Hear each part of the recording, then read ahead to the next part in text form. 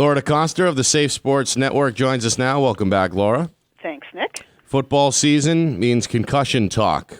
Tell me a little bit about concussion testing. I know, obviously, it's a big part of what the Safe Sports Network can provide, but there's some, I guess, terms associated with concussion testing that I'm, for one, a little unclear on. Impact testing, baseline testing. I mean, what are the difference? What are some of the terminology? And I guess exactly what goes into concussion testing?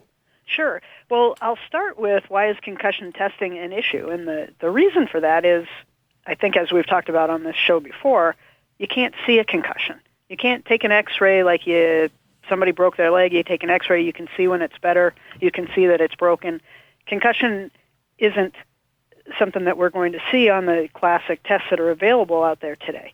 And so that leaves us using clinical signs and depending on the athlete to be truthful. I mean, I guess that's one big factor about how they're feeling. And so maybe 10 years ago or so, people started using tests that would allow us to get some objective information. Objective meaning, something got measured and we actually can see the result. Right. As opposed to, I have a headache. Right. Is more of a subjective kind of complaint. Concussion testing allows us to get some objective measurements of the concussion. And the common sort of the one that really is out on the market strongly is a company called impact testing. And the concept with all of the concussion testing is that you would test the person before they're concussed and then test them afterward to identify when they're back to normal. So that actually brings up an important point because the concussion testing isn't designed to diagnose the concussion, which a lot of people mistakenly think it is. It's not a diagnostic tool. It's a screening tool to identify when they appear to be back to normal.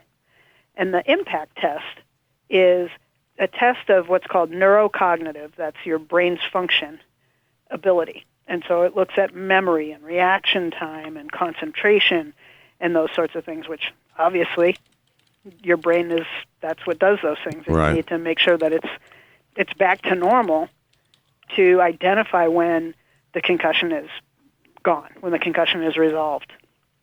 But there are other things besides those executive functions, the thinking and processing thing, other things like balance and visual function that also are controlled by the brain.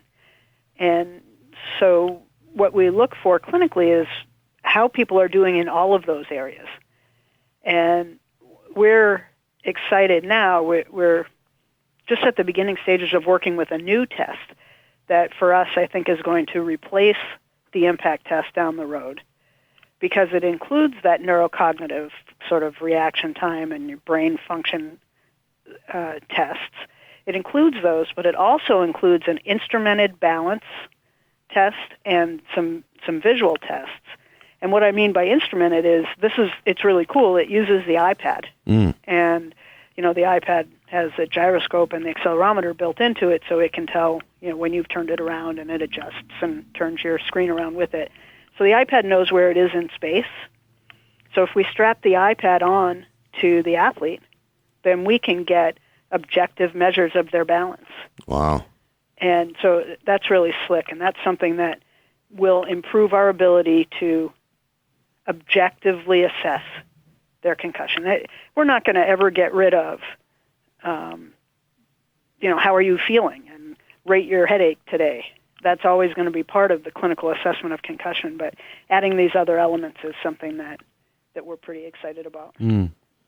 Well, it seems like, and again, we're talking with Laura Decoster of the Safe Sports Network, it seems like technology, especially in the medical field, really has grown, I guess, really leaps and bounds the last couple of years, and in the concussion field, it seems like it's no different, right? Absolutely. Anything else coming up with the Safe Sports Network that you want to plug here in the last minute or so? Tomorrow, Saturday, at the Radisson Expo Center in Manchester is the Manchester Boys and Girls Club Day for Kids. And the Safe Sports Network will be there with an obstacle course and prizes for the kids, and maybe a little bit of stealth teaching about stretching before you exercise, and warming up and cooling down and keeping hydrated. And hopefully kids get some of those messages while they're having a great time running through there. The day for kids is free, and there's hundreds of exhibits in there. I'm plugging it. Come down. It's a great time. If they come down, will they get to see Laura Decoster run through the obstacle course? Well, I don't know that I'm going to be running through the obstacle course, but I'll probably be encouraging people really vocally. All right, that's good enough, I suppose.